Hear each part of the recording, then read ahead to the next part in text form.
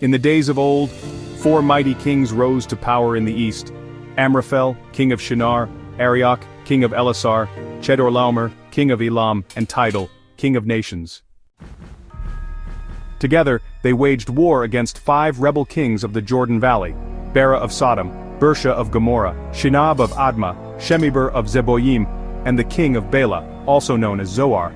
For 12 years, the 5 kings served Chedorlaomer, but in the 13th year they rebelled, and so war broke out. In the 14th year, Chedorlaomer and his allies marched out, conquering everything in their path: the Rephaim in Ashtaroth Karnaim, the Zuzim in Ham, the Amim in Shaveh-Kiriataim, and the Horites in the hill country of Seir. They pressed on to Kadesh and defeated the Amalekites and Amorites.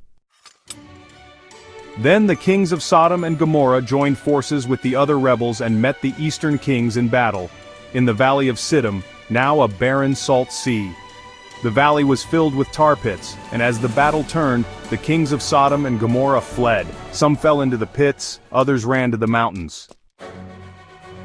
The eastern kings plundered the cities of Sodom and Gomorrah, taking all their goods and their people.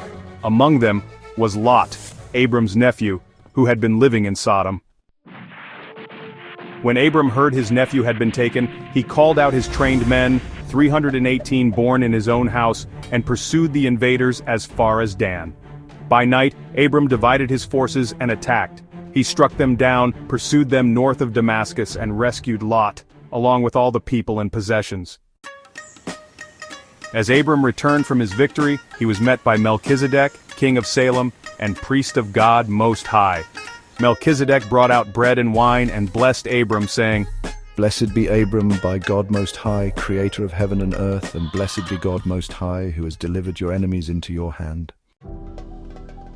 And Abram gave him 1/10 of everything. Then the king of Sodom said to Abram, "I have sworn an oath to the Lord, God Most High, creator of heaven and earth, that I will accept nothing from you, not even a thread or a sandal strap.